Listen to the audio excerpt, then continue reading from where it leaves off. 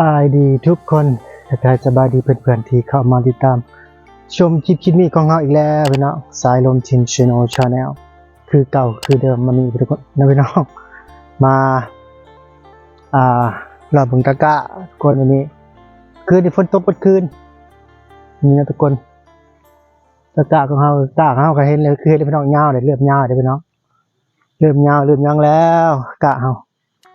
บรรยากาศอยู่ท้องไร่ท้องนาทุกคนยามหายามนาในวันนี้นั่นเองนะนี่พาทุกคนมาบึงตะกะทุกคนเลาะบึงตะไห้นาตะกะทุกคนเนาะเมื่อคืนฝนตกเมื่อคืนเลยทุกคนบ้านพี่น้องฝนตกคือกันกับบ้านเฮาหรือบ่เนาะพี่น้องเนาะในเมื่อคืนนี้นะพี่น้องได้จะให้บึงตะกะเฮานี่ก็คือตะกะของเฮาทุกคนนะเขียวเลยพี่น้องกำลังยาวเนี่ยประมาณ10 กว่าเซนเลยประมาณพี่น้องทิศช่องทิศก็ได้ดำเลยพี่น้องคันมีน้ำมาทุกคนตะกะนารวมทุกคนนะเป็นนารวมเหมือนนาดอกนารวมโอ้พี่น้องหยิบพาเลาะชุดเลยพี่น้องให้นักแมนชุดถูกนี่นะทุกคนไห้นาตะกะของเราจ้าวันนี้นะทุกคนนี่พี่น้องเราเอาเบิ้งฟังได้ไหมได้ไหมเดี๋ยวนะไห้นาตะกะเราว้าวพี่น้องบธรรมดาบรรยากาศยามไห้ยามนาทุกคนไปพาไปเบิ้งทางด้านนี้อีกเลาะไปเบิ้งให้ชุดเลยทุกคนนะชุดไห้ชุดนาเลยพี่น้องขนาดกันแมนได้นี่พี่น้องไห้น้อยๆไห้บนใหญ่เลาะไห้นาทุกคนวันนี้คันเขาไปอยากรู้ในหนึ่งพี่น้องนะพี่น้องนะตะกะเขาเยอะแยะมากมายจริงๆเป็นน้องใครเนี่ยแต่เขามีน้องน้ำพี่น้องสมมติเรามีน้ำเขาก็ดูน้ำมาใส่ดูน้ำน้องจากนี้เขาใส่ไฮตะกะเขาคนน้องย่างมาชิลก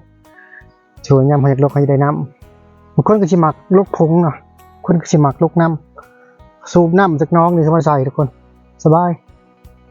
ยาทุกคนว้าวสุดยอดเลยทุกคนวันนี้มาเลาะเบิ่งไฮตะกะของเฮาบรรยากาศในเรื่องท้องฟ้า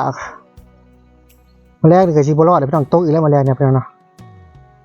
เขาคิดว่าน่าจะตกอีกคือเก่าฝนในมื้อแรงนี้เราจะพาทุกคนมาเลาะบึง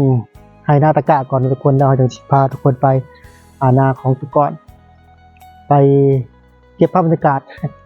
ต้องมีคลิปทุกก่อนแจมนะทุกคนแต่ว่าตอนนี้เราก็พาทุกคนมาอยู่ที่ไฮนาก่อนพี่น้องเนาะบรรยากาศไฮนาตะกะของเราเองบรรยากาศท้องไร่ท้องนาทุกคนเนาะนะก็มาชี้เอาทุกคนมาแจมเพราะว่าเพิ่นจะเป็นคนดังเนี่ยทุกคนจะได้ก็ขอกอกระแสเพิ่นนิดนึงนะทุกคนนะเนาะพี่น้องเนาะมีหยังก็ขอโทษขออภัยนำ FC หลายๆนะทุกคนคลิปเฮาก็เป็นแบบนี้พี่น้องเป็นคลิปวิถีชีวิตส่วนหลายแต่ช่วงนี้เฮาจะกอกระแส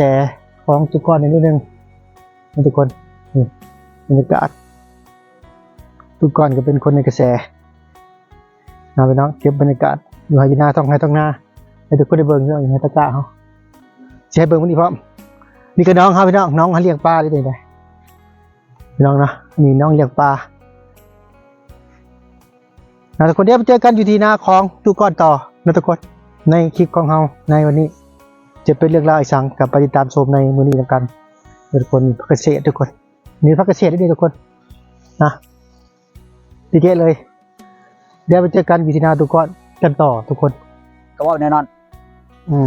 ให้ค่อยขึ้นไปเบิ่งมื้ออื่นนี่ก็ไปก็ได้มื้อใดก็ได้ไปเบิ่งซะก่อนเบิ่งผู้ชาวนั่นแล้วคนนั้นเป็นนั่นนะแปลว่ามันเป็นเนื้อมันบ่สมบูรณ์มันเป็นพยาธิเป็นมานั่นได้ 4-5 ปีแล้วคอยเบิ่งนี่มันคือของเขาอีนี่นั่นรู้จักแล้วคอยปัวโอ้ยบอกกล้วยกินยังยากบอกไข่กินยังยากอันนี้นะ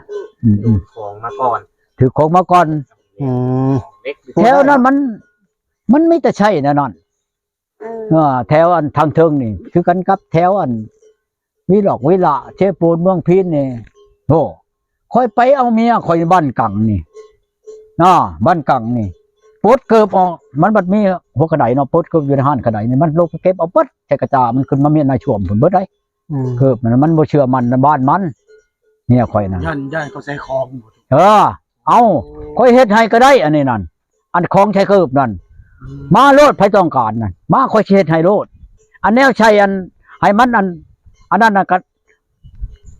นะอันนั้นขายมักซุมแย่นี่เอาผสมนั่นเจ้าไปเหยียบปรับแม่นบ่ของชาลเพชรอยู่ในหันมันมักตำแย่มันปักตีนเจ้าแล้วตัวชาลเพชรแล่นเขาเลย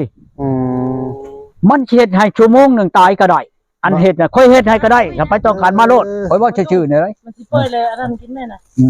บ่แม่นว่าค่อยคุยได้มาเลยลองมาโลดก็ได้ ก่อนแล้วถูกนั่นเขาแยกเอาพอก เขาแยกใช้น้ำกาแฟแล้ว บ่แม่นว่าค่อยนั่นที่คุยได้เฮ็ดแล้วลองมาโลดก็ได้อันเฮ็ดใช้อันเครื่องอันนี้น่ะบ่แม่นว่าค่อยขี้คุยได้เฮ็ดแล้วล่ะผ่านเบิ่งว่าฉันเฮาก็บ่ผ่านนั่นตัวบัญชีอันนั้นน่ะหมาบ่ไก่บ่เนาะไปทาใส่ตีนไก่นั่นมันจักนาทีมันสิตายนั่นเอาโลดแหละค่อยสิเฮ็ดให้โลดสิอำหอมไปจังอันเรื่องเขาเฮ็ดตัวนี้นั่นนี่ขึ้นไปเอารวยคนแก่นนี่มีแต่อยากใช้แนวนี้ชีว่านั่นเพียงค่อยไปข้าวนั่นกับอันนี้นะอันนี้ละขึ้นไปนี่อยู่กองบินนี่แต่ข้าวนั่นขึ้นไปละค่อยเห็นหมู่นั่นว่าคนอนุญาตนั่งพดเกิบเอาแต่อันตีนแล้วเอามานั่งไว้เขาเฮ็ดหยังคนย้ำคนบ่จักเด้บัดนี้คอยน้ำปลาอยู่กันไดลุ่มพุ่นแล้วคนบ่จักเด้วันแล้วบัดเขาเว้าปาถูกเขาใช้ในเกิบเจ้าตายแล้วฉันบุญแต่คอยบ่เขาบ่ใช้เกิบข่อยก็บ่จักหยังแต่เขานั่นคือคู่มือนี่บ่แต่ไปนั่งอยู่เฉยๆอยู่เห็นบ่มื้อข่อยไปขอเมียข่อยอยู่บ้านอันนี้ก็นี่นะบ่บ้านชื่อนี่นะเท่าจ้อยๆนั่นข่อยฮู้จักโลดอยู่บ้านนั้นอันนี้เมียข่อยในบ้านนั้นบ้านบุกปอนี่อันเมื่อวันชื่อนี่นั่นเท่านั้นขนาดกว่าหมู่ข่อยว่าชื่อแหละหากข่อยบ่ได้ขึ้นข่อยจดจับมือโอ้ยสบายอ้ายเอ้ยมื้อใดมื้อหนึงสิไปลิ้นเฮือนเด้อข่อยคิดจะกูหัวอยู่แล้วเพิ่นนั่นบ้านเมียข่อยบ้านปุงปอนี่ไดคือเพิ่นว่าข่อยน่ะขึ้นไปบ้านน่ะไปบ้านเพิ่นสิบ่จักไผแล้วข่อยบ่สามารถไปผู้เดียวหรอกคันคนช้ำข่อยนี่ชันละวันนัดตะปอกตาปื้มันบ่ตาออกตาโอ้ยข่อยไปทั่วเบิดแล้วคันข่อยผ่านบ่ได้ข่อยบ่ย่างไปดอกระวังเด้อคันข่อยกับลูกปืนข่อยก็มีเอ้าจักไผกับไผแล้วบัดนี้อาวุธไผก็มีคือกันถ้าเจ้าพิงข่อยก็พาดหัวเจ้าแล้วเห็นบ่ข่อยไปขอนั่งเฮงอยู่ห้วยลาดนี่บ่เพิ่นถืออันหมวกใหญ่เว้าเข่งโยกก็คู่หัวแล้วมื้อน่ะผมบ่สิญาติหัวเจ้าเพียงลูกปืนข่อยก็ติ เจ้าพลาดนะแม่นเซ็ตคอยเนาะ เอาแล้ว ปืนไผจิตแห้งกว่ากันเนาะ ข่อยก็นักชู้คือกันแหละนักต่อต้านคือกันล่ะ ต่อตาเนาะ เอาแล้วเอาบังดูอ่ะปืนเจ้ากับปืนข่อยก็ตัวใดมันเชียนอันนั้นเจ้าคงเงินปืนได้ก็คงปืนบ่ได้ก็บ่อยู่เขาก็ตอกหัวเจ้าทำไรพี่ชังบ่ว่าชื่อได้ กาแฟชิมมักแซ่บบ่แซ่บแล้ว เบิ่ง เพิ่นสิซื้อมาฝากอีกธนานะไปได้คักบ่ คักแล้ว ชื่อห้านเมียนชื่อห้าน จื้อไว้เด้ออาจารย์เด้อซื้อไปเพิ่นธนาหารนั่นแหละเอาไปซื้อ เขาเอายังใช่นี่เจ้าคือนัวแท้ เด้เพิ่นเลยที่ว่า บ่อันแนวเขาใช้นี่มันนัวได้ได แซ่บบ่ เจ้าว่า จัก เอาทางในใช่ก็บ่จักอันนี้โยคันเอาอันนุ่มใช่ใครได้เนาะแล้วเอาตัวแนวอื่นพุ่นนั่นมันจังนัวนี่เนาะ อย่างอื่นหมู่มียังไง คอยจังว่าเรื่องการไปนี่ไอ้น้องเอ้ยคอยจังว่ามาโลดมาเข้าน้ำข่อยนี่คอยสิเข้าให้ขนาดเรื่องจันทร์จักลักไปนี่ไปคอยเข้าบ่ฮอดนาทีนึงนี่ฮอดปรับโลดนี่จันไม้อยู่พุ่นเนาะจันไม้อยู่พุ่นหลานข่อยนี่มันห้องข่อยนี่ปู่นี่พ่อมันอยู่บ้านห้วยเมานี่เดี๋ยวสุติงเด้อคอยสิเข้าให้เจ้าคอยพลาด2 นาทีปราบเข้าแล้วปู่เอ้ยนี่แน่บ่ยาก เจ้าชิอยู่ร้อยกรุงเทพมันพันกว่าลักผู้ได้กรุงเทพเนี่ยผู้ที่2 นาทีฮอดปรับคอยเบิ่งนี่ ไวลิเนาะ เอาแล้ว โทษใช่ป่ะ ใช้คันอยู่พี่ฮอดพุ่นปรับเนาะ ฮอดพุ่นปรับโลดได้ขอแต่ให้คอยรู้จักชื่อคอยเว่าชื่อนี่แหล้ว คือเขาบอกพี่สาวตู้นี่ขออนุญาตถามก็คือเจ้านี่เครื่องสมมุติเนาะนี่เว้าสนุกคือผู้ไปนำ2 คน 3 คนนี่เขาว่ากุ้มเอากันได้นี่ก็แม่นมีบ่เบิดนี่ มีแล้ว นี่เนาะ นี่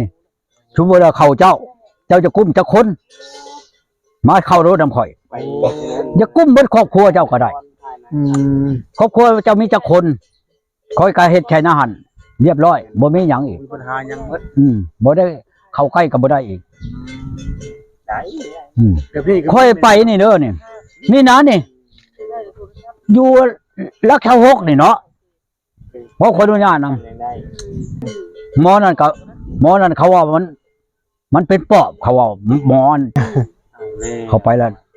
กินลูกตัวเอง คนไปเทื่อหนึ่งบ่คนไปเทื่อหนึ่งมันบ่ได้ท่วงไปได้ไปเทื่อที่2นี่มันว่าปู้เจ้าเนี่ยขนาดว่าซั่นมีพิชลิกเพิ่นว่าเห็นไหมเจ้าจังหวัดจักวันนั้นบ่เจ้าเฮ็ดข่อยได้นี่ข่อยก็นี่ได้มันบ่ถือข่อยนี่เจ้าจะไปเฮ็ดนั่นได้เจ้าตายได้ข่อยก็ว่านี่เลยเจ้าตายได้คันข่อยจักนี่ได้ข่อยจักแล้วบัดนี้เจ้าบอกข่อยแล้วเอ้าบ่ได้มันลดขออนุญาตเพราะมันว่าข่อยเพิกบ่งเจ้าเป็นเพิกเนาะว่ะเจ้าช่วยจักเถื่อได้นี่เจ้าตายพุ่นเด้อว่ะผู้ชายได้หัวหน้ากะลีนี่นะนี่ลงคอยน้องชิมมันเชโนนี่ไกลเพียงนี่เมื่อข่อยก็อยู่นู่นตัวนั้นหั่นเมียอันเมียข่อยเอาข่อยปาเลยนี่อีแยงนี่ชื่อเมียข่อยบ่สิตัวไปจังไปท่วงข่อยโอ้ข่อยหมอนี่สำคัญแต่พ่อเขาจังว่าหมอนั่นเป็นปอบอหลี สำหรับคลิปนี้จะประมาณนี้ทุกคนเนาะเราจะพาทุกคนมาชมบรรยากาศอยู่ที่ไหนาตะก้าของเฮาแน่นิดนึงทุกคนแล้วก็จังพาทุกคนออกไปหาทุกคนคือเก่าคือเดิมนะทุกคนเนาะคลิปของเฮานี้สายลมชินชิโนชาแนลเนาะสำหรับพี่น้องท่านใดที่เข้ามาติดตามก็อย่าลืมนะพี่น้องอย่าลืมกด Subscribe กดไลค์กดแชร์กดกระดิ่งแจ้งเตือนให้เฮาแน่พี่น้องถึงว่าพี่น้องท่านใดที่บ่มักก็บ่เป็นหยังพี่น้องเดินผ่านเรื่องใดที่มักก็อย่าลืมเด้อเพิ่นเด้อกดไลค์กดแชร์ให้หน่อยนะพี่น้องนะสำหรับคลิปนี้จบก่อนพี่น้องพบกันใหม่คลิปหน้าสำหรับคลิปนี้จบก่อนบายสบายดี